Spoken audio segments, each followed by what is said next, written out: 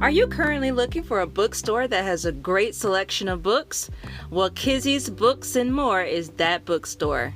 Visit www.kizzy'sbooksandmore.com to purchase your next book for our book club. Use coupon code VulgarGenius to receive 10% off the subtotal of your first order.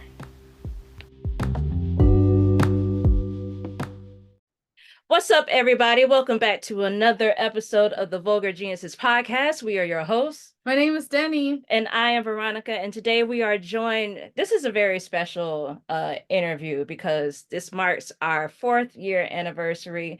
And we are so blessed and honored to have none other than Hanif Abdurraqib. He is a poet, essayist, and culture critic from Columbus, Ohio, and the recipient of the MacArthur Foundation Genius Grant. His most recent book, A Little Devil in America, was the winner of the Carnegie Medal and the Gordon Burns Prize, and a finalist for the National Book Award. His first collection of essays, They Can't Kill Us Until They Kill Us, was named one of the books of the year by NPR, Esquire, BuzzFeed, the Oprah Magazine, Pitchfork, and Chicago Tribune, among others. Go Ahead in the Rain, Notes to a Tribe Called Quest was a New York Times bestseller and a National Book Critics Circle Award and Kirkus Prize finalist, and was longlisted for the National Book Award. He is the graduate of Beechcroft High School. And today we are going to be talking about his newest release, There's Always This Year, on Basketball and Ascension. So before we start, let's just welcome Hanif to the show. How you doing today? Thank you all so much. Thank you for having me. I'm doing all right. Yeah, it's good to be here. It's good to have you. But before we get into your book, I'm going to pass it off to Denny. I guess I'm going to pass it off to myself. Layup to me. This is your question. Okay, so this is your. We're doing new things. I have no idea what. I mean, I have an idea, but I have no idea. Okay. So, since your book focuses a lot on basketball, our hot seat questions will too. And so the first one is, if you observe, what does your March Madness bracket look like as the end begins to close for the end of the month of March? I haven't started it yet. I usually don't start my March Madness bracket until after the play-in games. Oh, okay. Because I think those matter. I think those to some degree they matter. And so, I kind of take my time, but I also think that the women's side this year is a bit more interesting and has more parity than the men's side. I will say, for the men, it just feels like UConn might win another championship. They're just so balanced. Mm-hmm. And they have kind of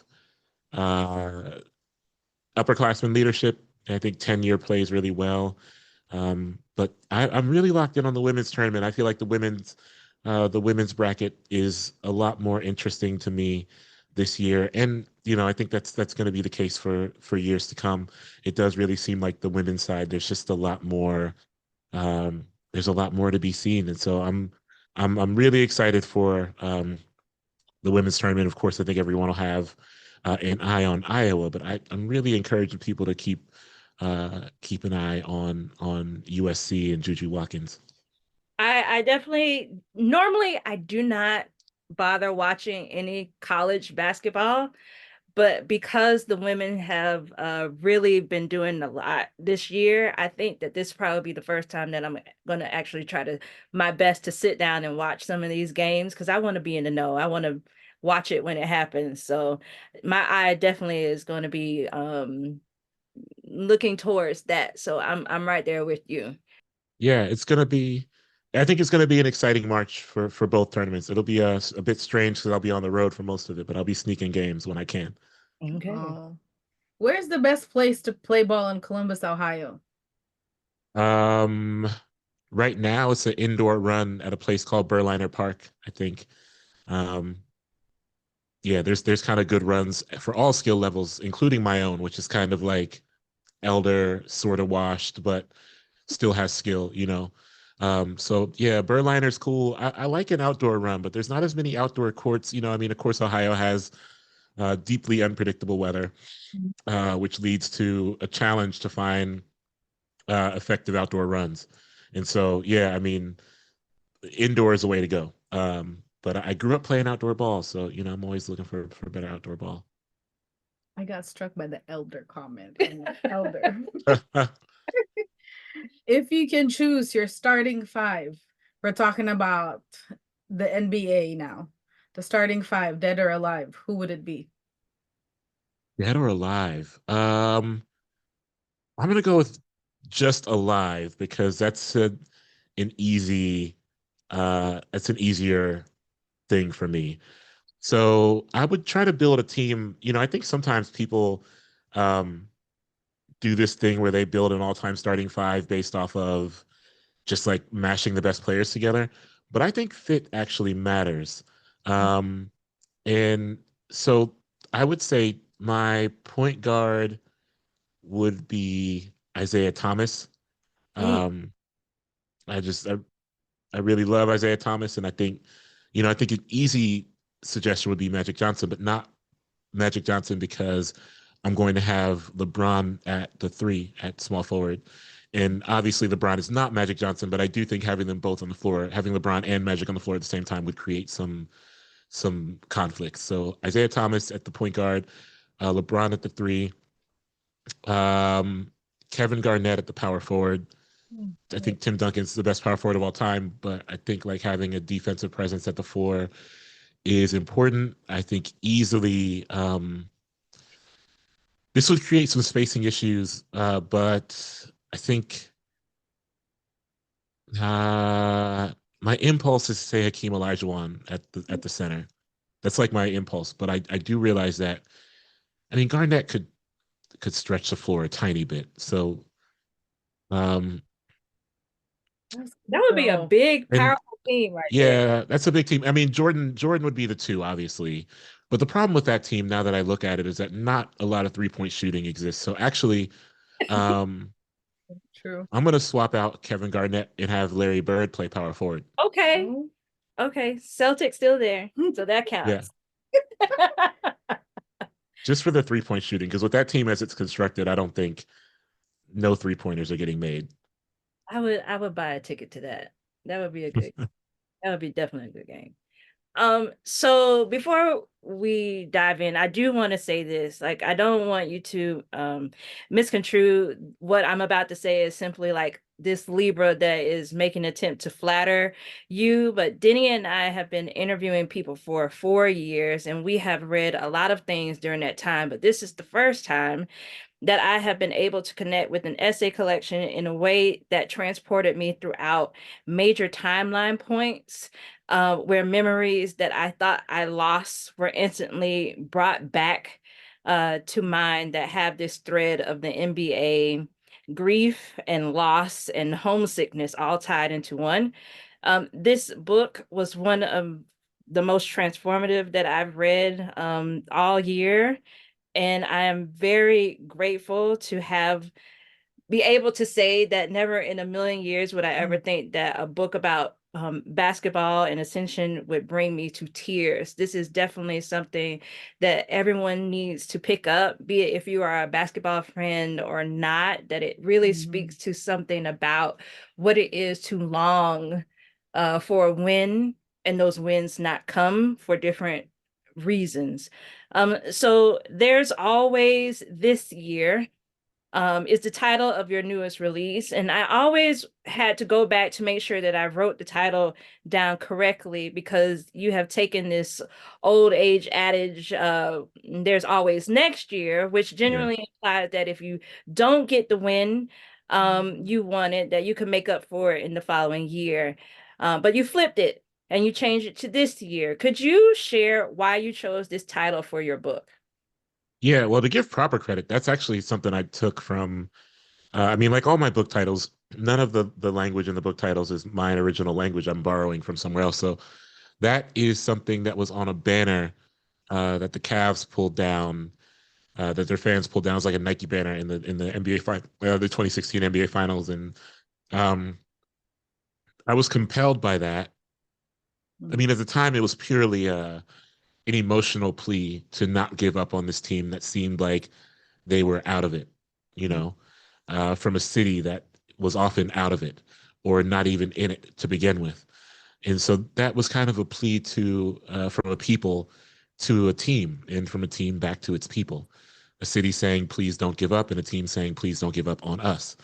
But there's also kind of this reality of mine that I'm always extremely aware of, which was honestly put on me by an early mentor of mine, um, a writer I admire a great deal. That I learned this from Greg Tate, and this idea that you know, there's no point in kind of saving anything. This book was such a monumental undertaking for me, and it was a book I wanted to write for a long time, but I kind of built myself, I built a wall around my desire to pursue it, because I would always say, well, maybe next book, next book.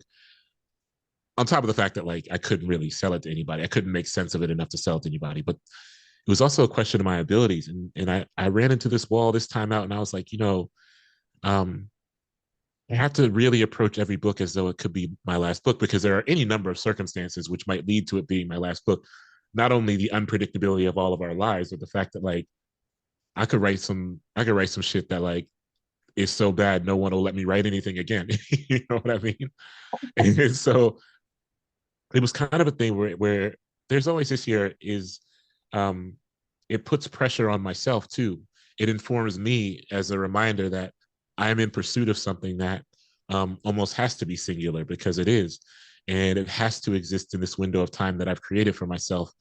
Um, and all these things that are extremely urgent, it really imbued the process with a lot of urgency, and it echoed back into me that original reminder of, don't give up on this yet, and the rewards of it will be present as you build. I'd never seen a book like this exist before, in Mm-hmm. terms of shape, in terms of form. And so my pursuit was like, if I work on building this, the rewards will be both in the building and what the building reflects back to me. What do you feel about what you've built now that is soon to be out Mm-hmm. and everyone will Yeah, have hands on it? I feel good. I'm making peace with it. It's interesting because um, before this book, I've been so kind of naturally averse to. I just kind of shut off the noise. It's like I finished the book and it's about to come out. I consider it like I did my work already. I'm flipping the switch off, and then when it's time for the book to come out and have to be the face of the book, I'll flip the switch back on. But this book has been different. I've been kind of engaged with the world that is happening around it. I still don't really read reviews. I kind of look at them through cracked fingers, or my wonderful team at Random House will send me highlights of reviews where it's like, look at what's said here. But I'm also just kind of engaged. I'm really interested in what booksellers have to say, more than like traditional reviews. I'm interested in what like booksellers have to say. I'm interested in what folks on like Bookstagram or whatever have to say. Maybe not when the book comes out. When the book comes out, I tend to think like the less I know, the better. But in the lead up to the book coming out, I'm really interested in those folks who, one, do close reading, and two, who do a lot of reading. Mm-hmm. And I was early on, yeah, I was really attentive around both of those fronts, because I was like, I hope what happens isn't that people read this and are like, oh, I don't really care about basketball, so I'm not into this.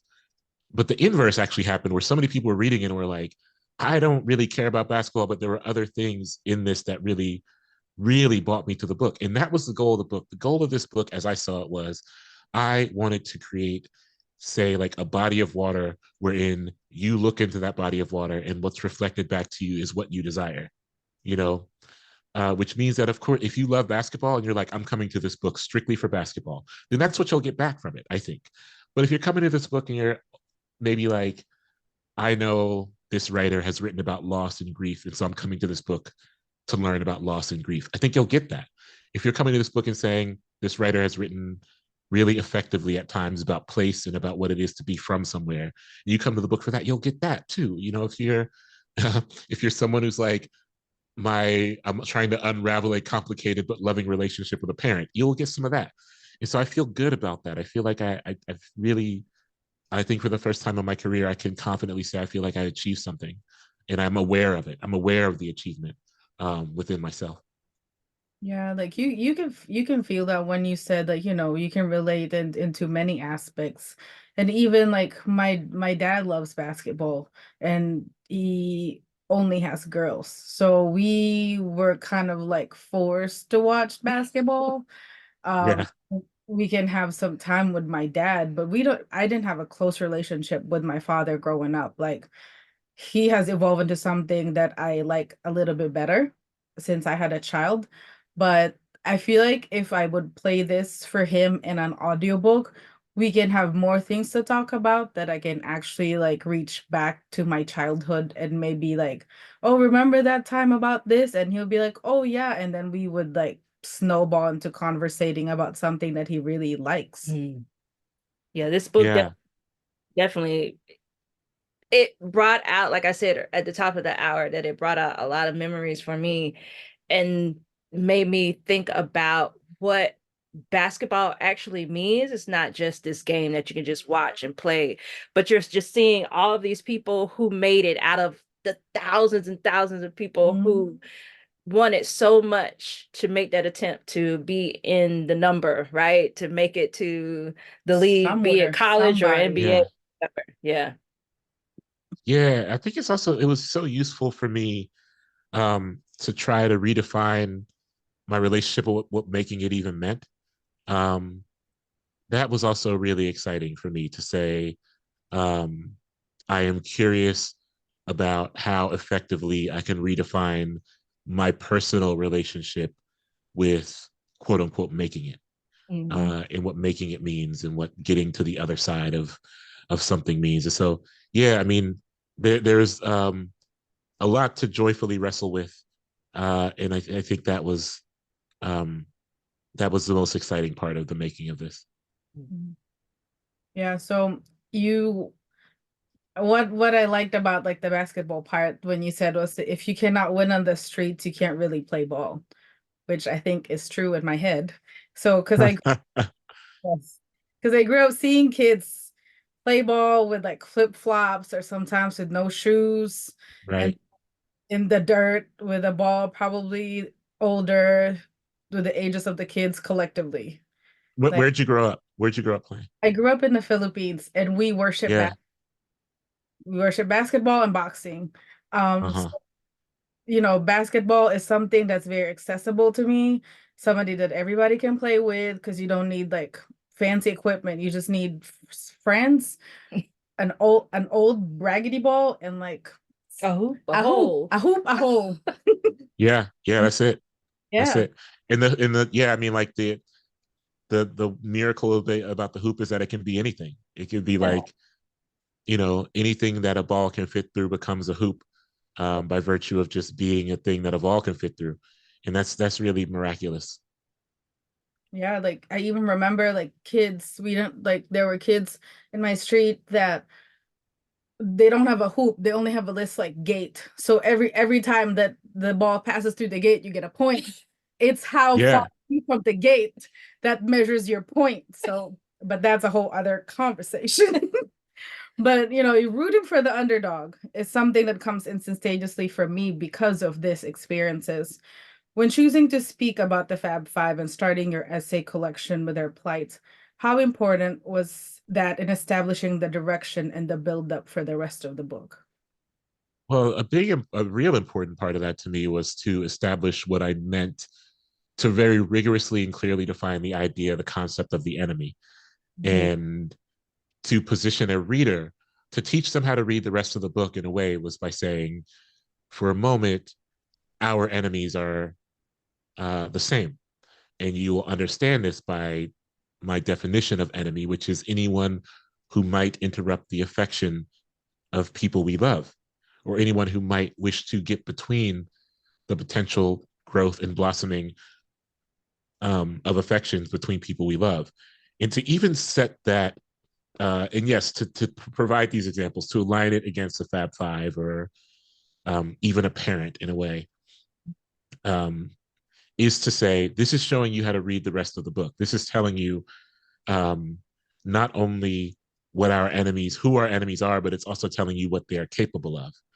And what they're capable of is going to reflect itself throughout the book, you know. And so the Fab Five to me was the um, most vibrant and kind of exciting way to pursue that concept, because I adored the Fab Five when I was a kid, in part because, they were, it was so good to see them show affection. They were so physically affectionate towards each other. You know, they could not stop touching each other, hugging each other, laughing with each other, to the point where when I hit a point where I started to understand the way commentators, for example, were talking about the Fab Five, talking about them as though they were dangerous or thugs or whatever. And that was so jarring to me. It was so upsetting to me because I didn't understand how that could be possible, because of the affection I had for them and because of the affection they seemed to have for each other. And so there was no other way for me to think about that other than, these people must be my enemies because they are the enemy of this group of people I seem to love, or I find myself loving. Ohio, Ohio was one of those states that never appeared on my radar until the world was introduced to Overton Jones on Living Yeah. Single. Uh, Yeah.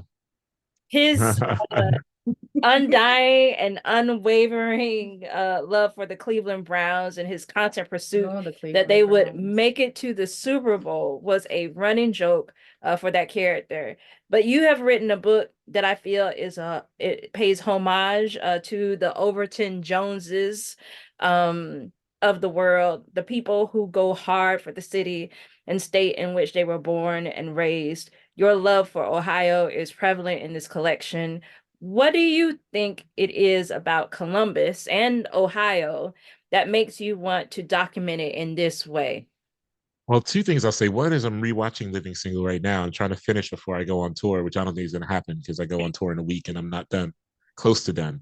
But I rewatch Living Single like once every 3 years. Another thing is John Henton, who played Overton Jones, is kind of very much that in real life. He's from East Cleveland, and he like in real life is, um, you know, a very big Cleveland sports guy, and so you know, it's kind of cool to see that level of representation on Living Single, and the fact that he's playing like a real life, kind of a real life version of himself. But yeah, I mean, um, my affection for Ohio, I think, is that of understanding that place is a choice that is made for you.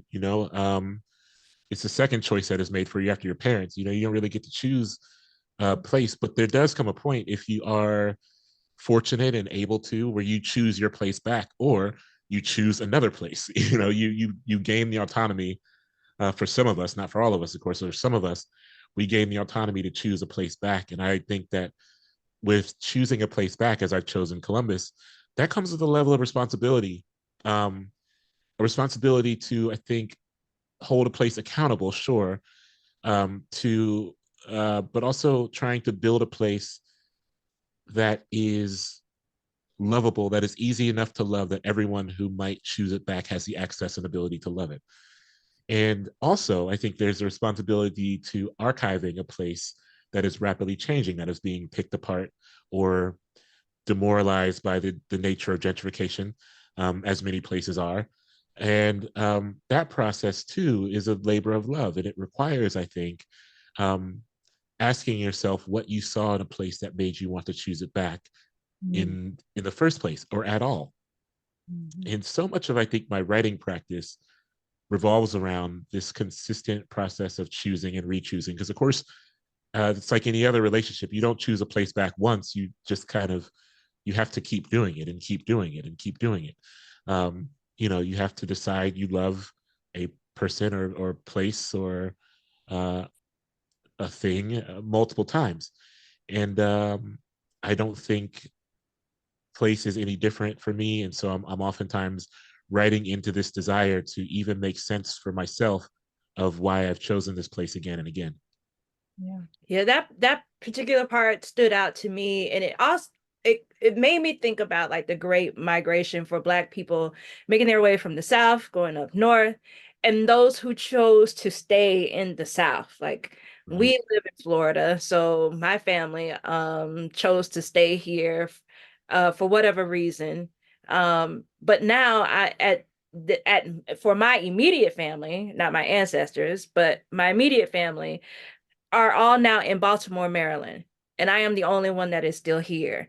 And so it makes me think about like what it is about saying that you don't want to give up a place when you're constantly being told that that place is bad for you and that you Yes. should leave. And Mhm. I'm sure that there are people who would probably say the same thing for places if they lived in certain cities in Ohio, that they're saying, why are you staying here, that you should leave? But there is this understanding for those who have that love for that place, that this is mine, and I should not leave because someone else is making it into something else. And I think it also calls back to wanting something that you know is yours to live on for a long time in the way that you want it to be, right? And so like you're talking about documenting in this book because things are forever changing. Yeah. Having some autonomy about the stories that get told about the places you are and the people you love there is important, because I think so much, I think particularly for Black folks or folks within any kind of marginalized diaspora, folks who have migrated, um, and may live a life of migration before choosing to settle in a place.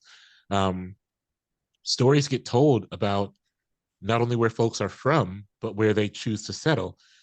And those stories are not always accurate to the realities of that place. And those stories are not often coming from inside the belly and heart of that place, being told by the people who are there. And I think, gosh, I was young. I was how old was I? I was maybe 19 when Katrina happened, right?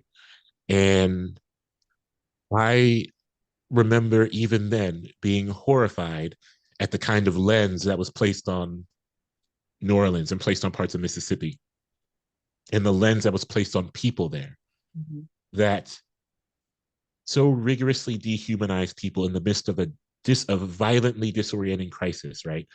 That the National Guard was deployed to shoot people taking items from literally to shoot people taking items from grocery stores, right? And the only way that happens, like that doesn't happen in one swoop. That happens inch by inch of dehumanizing a place and the people in it, that makes it seem as though the inhabitants of that place are not worthy of life, and that perhaps the destruction of that place was the best thing that could have happened to the people who suffered its destruction. That does not happen once. That happens over many periods of many eras of people who don't live in a place and therefore don't care for a place, um, imposing their will and their narrative upon what that place is and what it means to the people who live there. And there has to be some kind of um, and I mean, I'm not going to speak too heavy on New Orleans because again, I'm not, I would be falling into the trap of what I'm saying. I don't live there. I'm not from there. I got folks I love there, and I witnessed that through them, right? But there has to be something that disrupts that. And for me, what disrupts that is fitting into a lineage of people who are archiving this place that I love and live in. And I'm not the first, obviously. Like there's a long line of artists, particularly from East Columbus. Uh, Scott Woods and Wally Neal and Amina Robinson, Richard Duart Brown, like folks who have archived the way that East Columbus specifically has lived. And I am simply adding another brick to that wall. And it's like I say in the book, I mean, there's at some point the conversation has to be had about, you know, not only who gets to stay, but who absolutely must stay out.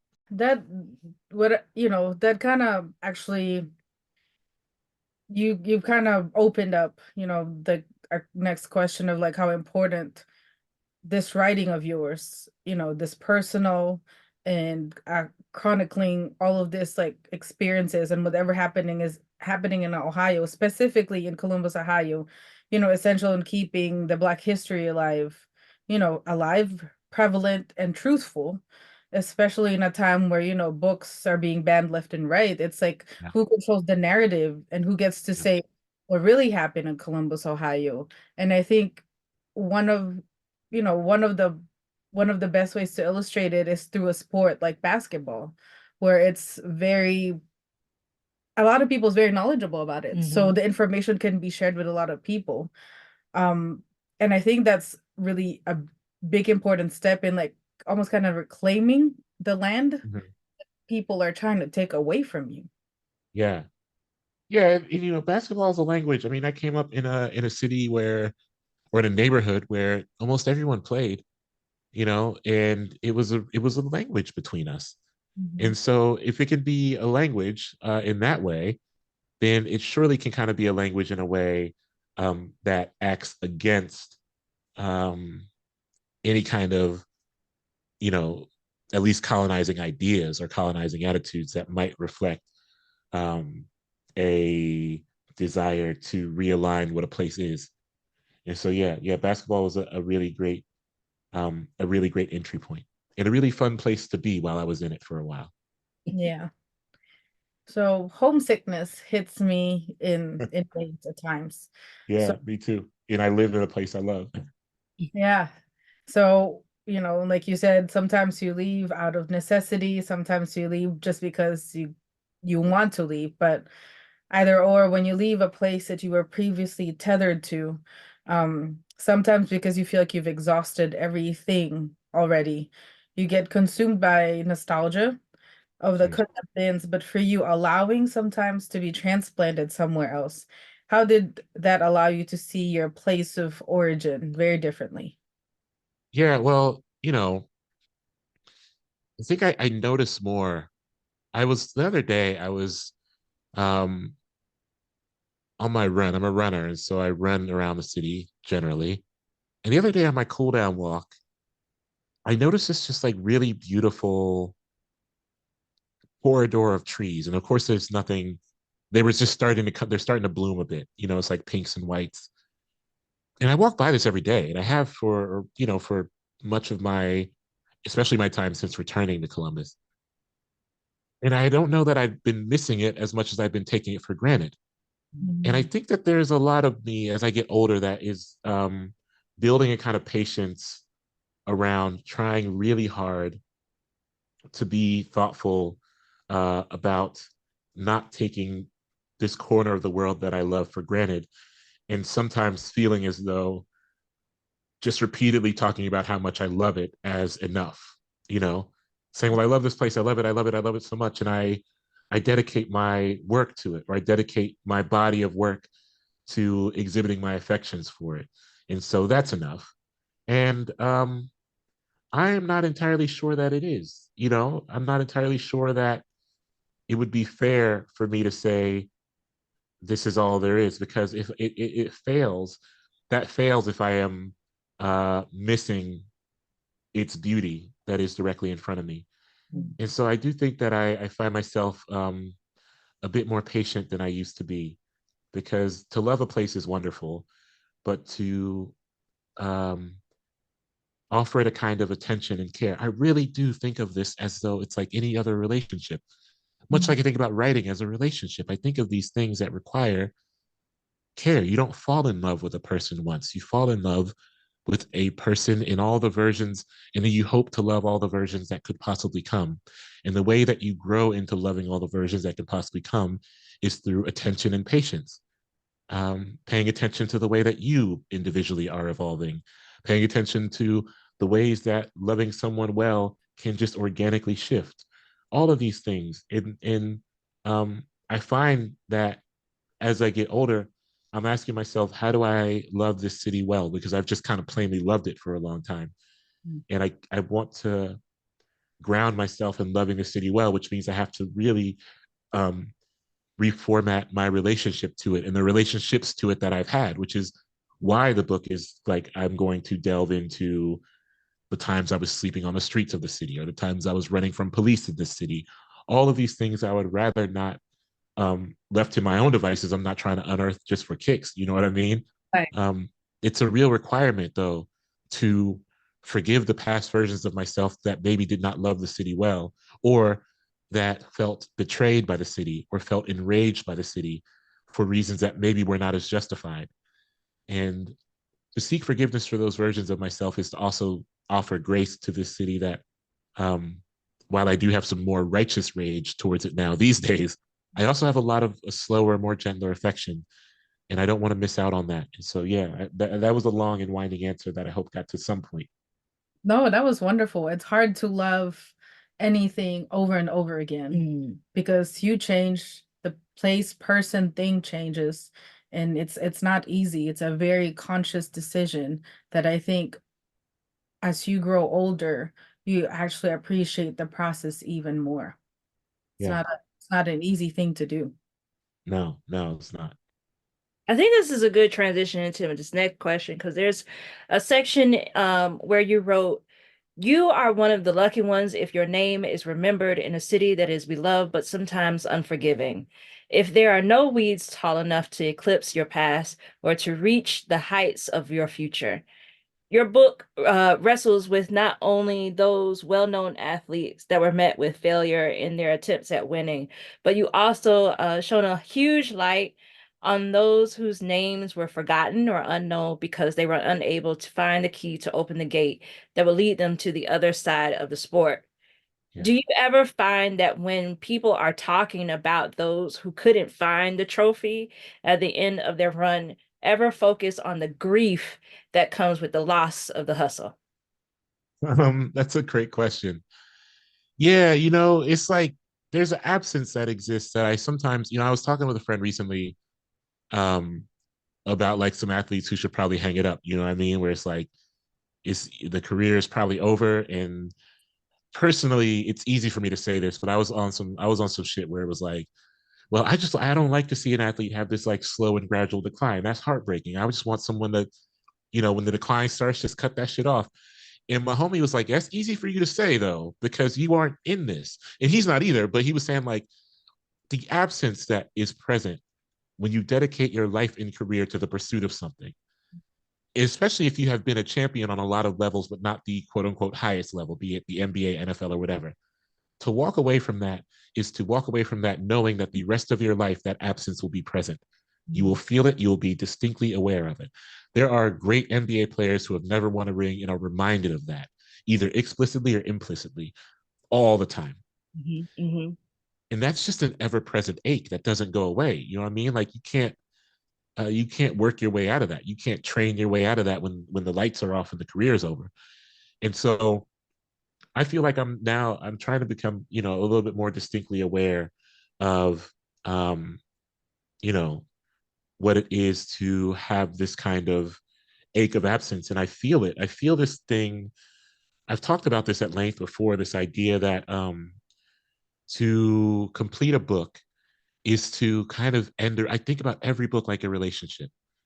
I learn for it's a symbiotic relationship. I'm learning about myself through the process of pursuit of the book. And as it comes to life, it teaches me something. So everything I put into it, it's putting back into me. And that to me is a very literal definition of a healthy relationship, or one version of a healthy relationship. And there's something that comes over me after I turn the book in and do all the copy edits, all the kind of mechanical, unsexy type shit that we do before a book comes out. I really mourn that. I hand the final copy in and I mourn that because I mourn knowing that this relationship, as I've known it, is over entirely. And now it is a relationship that I will have to have joyfully, but still will have to have not just with this book, but with everyone else with this book as a bridge, right? Um, and that too creates an absence. It's an absence that does get filled by conversations like this or doing book tour or these kind of things that fill that absence, but it's never going to be like it was. And I'm distinctly aware of the fact that it's never going to be like it was. And so I have to build in an actual mourning period, a very real mourning period after I turn in the final copy of a book. I build in time to feel the way I want to feel and kind of go through this actual thing as though I'm going through a breakup or whatever else. And Do you, I mean, I oh, I'm sorry, go ahead. no, I was gonna say I think I'm like preparing a comfortable landing spot for the absence. Do you have that grieving period as well when when you find yourself turning in that manuscript to your editor?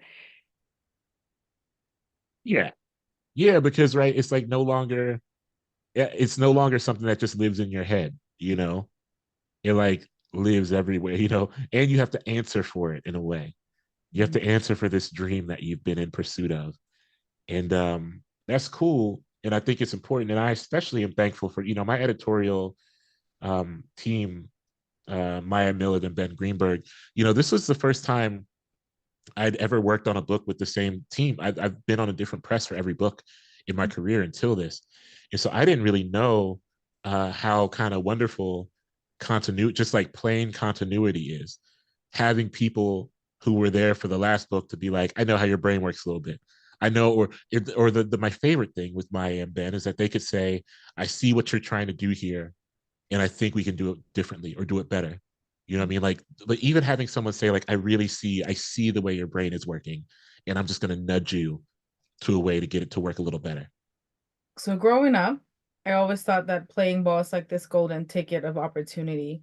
That if you get good enough, you'll have the key to this life that everybody around you just dreamt of. But we know everybody doesn't get that opportunity. Different things happen for different people. Can you talk more about this hope and how people cling to it very so desperately? Yeah, well, I mean, I think it's a hope that's kind of manufactured by the realities of what we see fed back to us.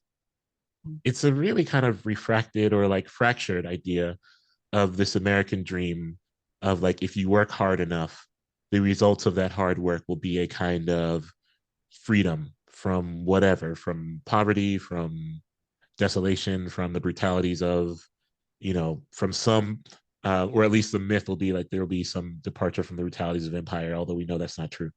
Um, but actually, what's happening is, um, I think you're asking people to believe that there is a degree to which they can labor that will render them free of pain in a way, a life without pain. Um, and that's just impossible. There's no work that will do that. There's no labor that will do that. And that doesn't mean though that one cannot pursue a dream, because I sometimes think pursuit of the dream itself is freeing. Pursuit of the dream is yeah, there's heartbreak when you wake from that dream, be it metaphorically or literally, but pursuit of that dreaming is definitive. There's like architecture that's being built in the dreaming that you can cling to. And sometimes that clinging to that is a level of relief or a kind of freedom from an otherwise brutal life. Look, I grew up in lower class, working class neighborhood, and at times that dreaming was all people had as a temporary escape. And sometimes enacting little parts of that dreaming, be it like going to the basketball court and getting up 50 shots, or running full court games until it was dark out, and then cutting on someone's headlights so you keep playing. These are things that allow you to survive. Like Yeah. dreaming is a survival tactic. And I wish that there was a better framework for that instead of dreaming as kind of like a capitalist pursuit.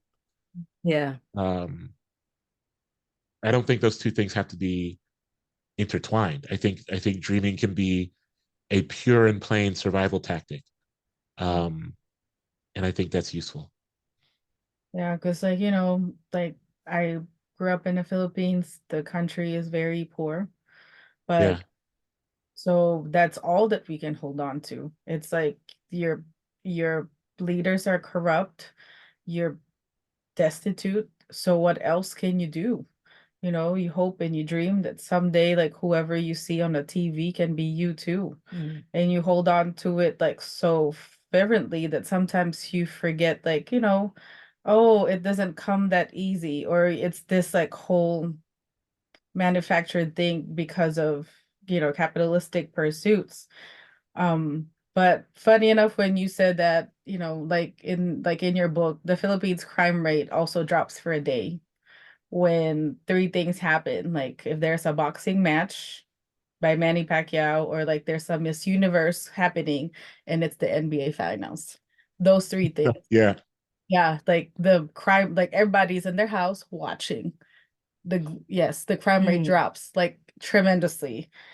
So, because Filipinos love heroes, we want something to hold on to.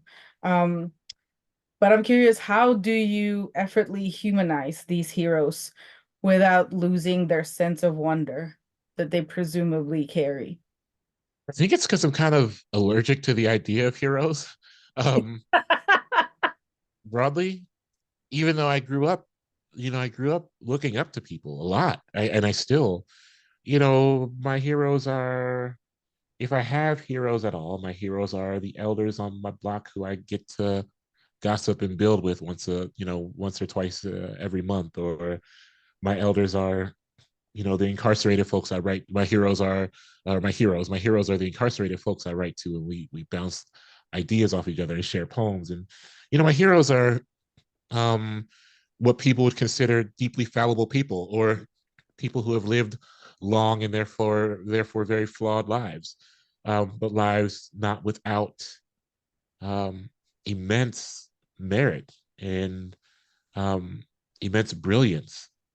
And I just count myself thankful to be able to be witness to that brilliance. And I suppose that is a type of heroism, but it is very much divorced and detached from the traditional role of the hero, which I feel like is such a solitary um, illusion, Mhm.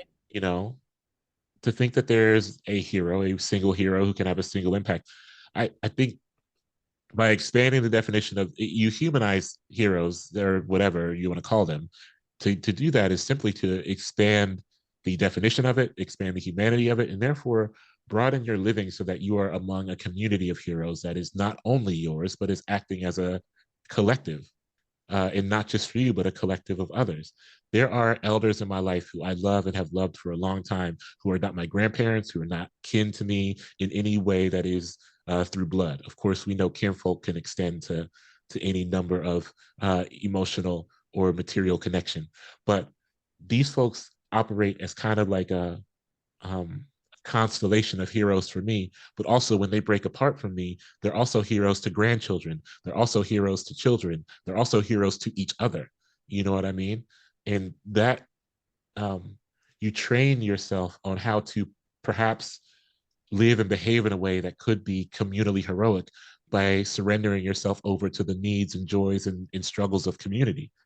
And that is a very human action that might have heroic results, but um, I think the most heroism I see in action is taken by very humanized people, or very human people to me. Mm. So they have named LeBron King, Yeah, and yeah. yeah, and you have been called a culture critic. Does the crown get heavy? We feel like me and Veronica always think that you have always something worthwhile to say. Do I think I always have something worthwhile to say? Yes, we think, We we think. think, we believe, Oh. we believe that you has always something worthwhile to say. So, like, that's just like, that not really that pressure, but it's your mind is vast and you have, life experiences to share. So it's almost kind of like, to me, it's comparable. Like when we read your work, like, people call LeBron King and you are a culture critic. Thank you. That's Yeah, well, that to me is like a huge better than the king thing for basketball, to me. yeah, that's very kind. Well, I haven't won as many championships as LeBron James. Uh and my basketball skills are not at the level they once were, so I can't.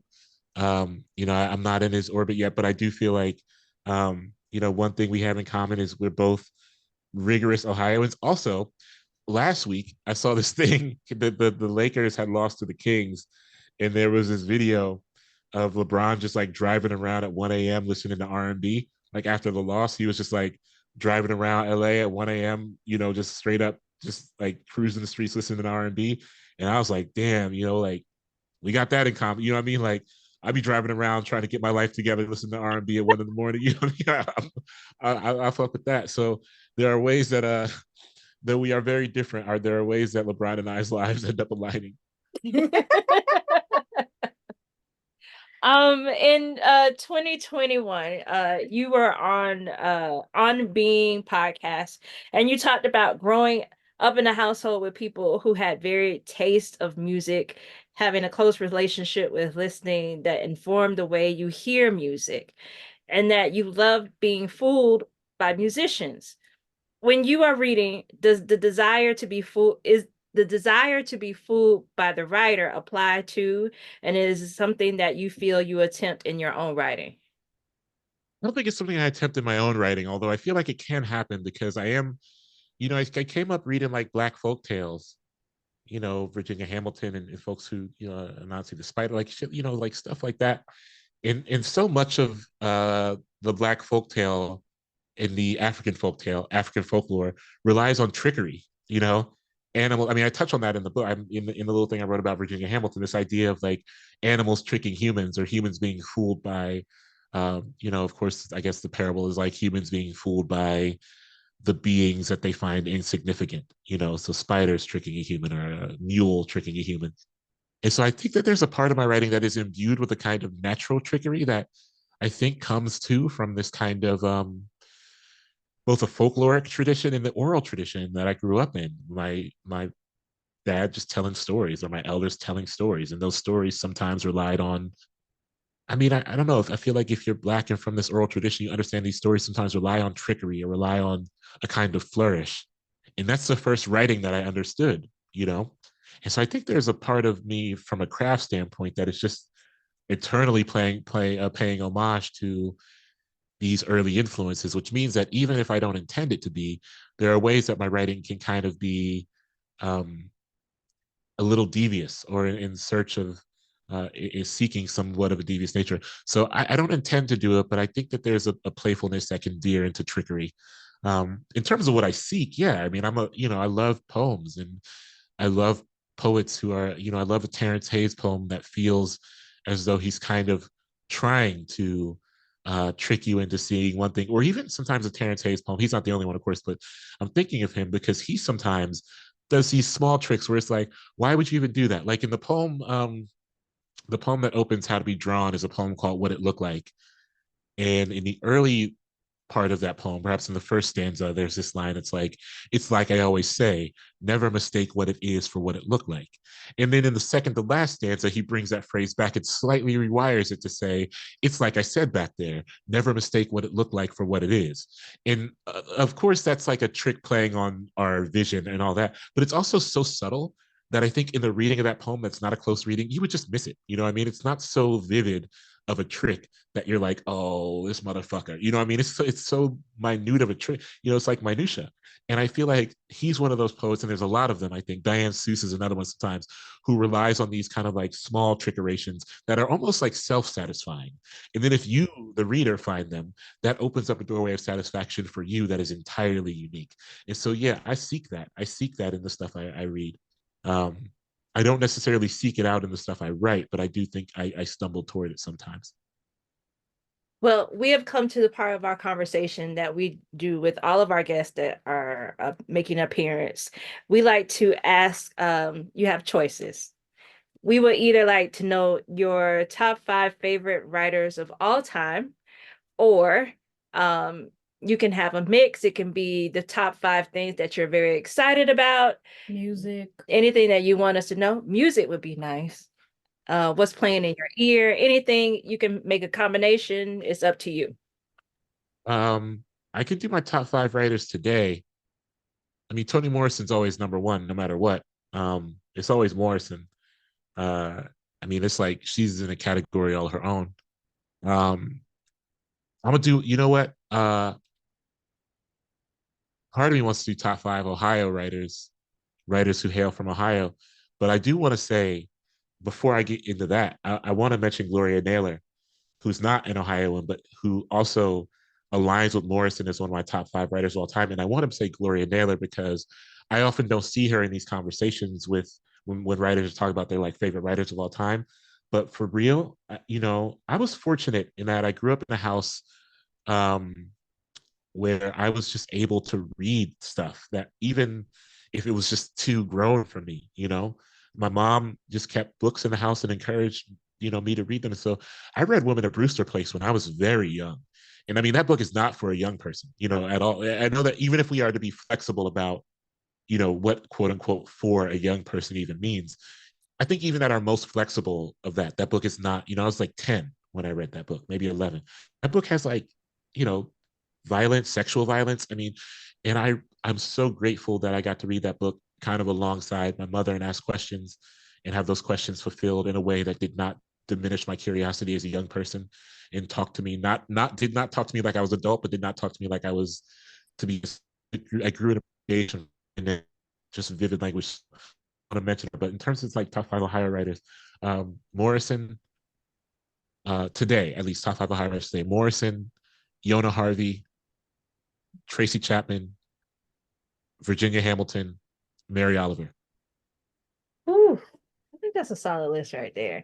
And like he said, this is for today. Oh, today. So don't send At us this- no emails. Yeah, because I could go. I mean, like honestly, I think I really do think Ohio has put out some of the greatest writers to ever live. Like I didn't even get into a Ross Gay or Thylius Moss, um, you know, Paul Laurence Dunbar. I didn't even get, into any of that. And I could have, like we could just kind of keep tapping into the well, because I really do feel like, Celeste. I'm thinking about Celeste Ng, Rita Dove, my man, and I'll say this too, my man R.L. Stine. A lot of people don't know R.L. Stine is from East Columbus, and he's the first author I ever met in real life, and he was so cool. He was so kind to me. And I got a lot of love. I got so much love for my guy R.L. Stine because yeah. So I mean, truly for real, like I named 5 and a few others, but I think Ohio has put out just an incredible amount of writers that deserve their proper due. That's what's up. Hanif, I want to say thank you so much for joining us in this hour to talk about your work and about your love for Ohio and everything in between. We understand that this is Ramadan that is happening, and this one is different than the Yeah. one before, of everything that is going on in the world in regards to Palestine. And so, we know that there's a lot of heaviness here, but we are so grateful that you could take the time and talk to us, and just share and commune. It really means a whole lot for us here at Vulgar. Well, thank you for having me. I really do, and I appreciate you mentioning Ramadan and Palestine. And I think, for me, it's been a really incisive time to consider what I even believe sacrifice to be, because I think so much of my framing around Ramadan in past years has been sacrifice on a more internal scale, in thinking about sacrifice in terms of my own kind of internal vision for what sacrifice is, but to think about sacrifice globally and to be in solidarity with those sacrificing at a much higher scale than I am, I think is another way to kind of build, a solid solidarity community. So it has been a Ramadan of reflection and one of being honest about what it is to sacrifice. We hope you enjoyed our show. Our show has been produced and edited by Preston Long. Make sure to like, comment, and subscribe to our podcast. Our theme song you've been nodding your head to is by Sean Kantrowitz. You can follow him on Twitter and Instagram at Sean Dammit. That's SeanDammit. Follow us on Instagram at The Vulgar Geniuses. Bye!